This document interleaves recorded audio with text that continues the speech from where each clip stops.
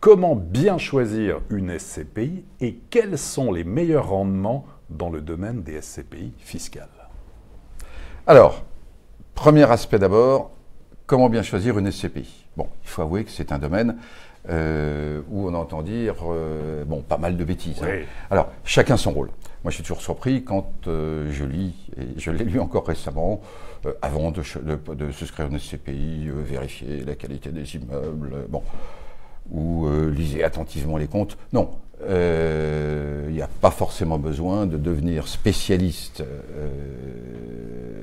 ou analyste financier ou expert immobilier pour souscrire des parts de SCPI. Alors, c'est de l'immobilier clé en main déjà, c'est de l'immobilier clé en main. Voilà. Confie, c'est ça. C'est de l'immobilier clé en main, ce sont des grands portefeuilles. Donc en fait, il y a deux grandes questions à poser. D'abord, la thématique. Est-ce que c'est investi dans les bureaux, dans le commerce, dans l'immobilier santé, etc. Si on a une thématique d'investissement qui plaît, à ce moment-là, on peut prendre une SCPI de cette thématique. Et puis, si on préfère, ou si on estime que, on ne sait pas, ou on n'a pas envie de choisir, eh bien, on prend une SCPI diversifiée. Ça, c'est la première question à poser.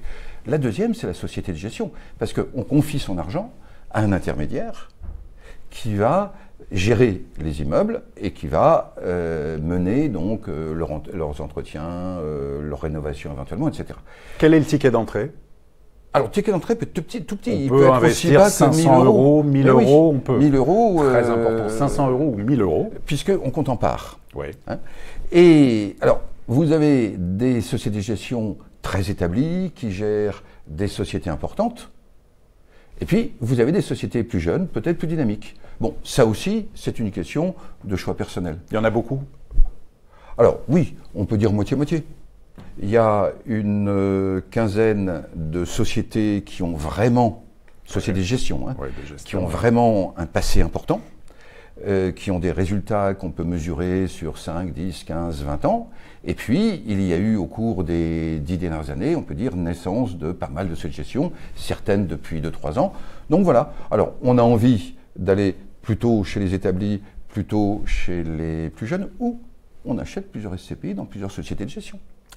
Sachant que les rendements, par rapport à l'immobilier traditionnel, où c'est, on va dire, en gros du 2-3%, dans les SCPI, on est quoi? Autour de près de 5% à peu près, alors, si on fait une moyenne. Voilà, parce que la question était sur l'aspect fiscal. Mais la première question, c'était en général. Alors, mais après, les SCPI, en général, sont investis en immobilier d'entreprise, qui est évidemment plus rentable que le logement, et elle donne entre 4 et 5%. 4 et 5%. Elle ne donne pas la même plus-value, oui. Hein, si on regarde les années passées, mais entre 4 et 5%. Les SCPI fiscales, en fait, curieusement ou raisonnablement, en fait, les rendements, on n'en parle pas, parce que c'est le rendement du logement. Donc, dans une SCPI Pinel, on va peut-être avoir du 2, 2,5, 3%, mais le résultat va dépendre de la feuille d'impôt du souscripteur, et ces SCPI ne se battent pas du tout sur le rendement.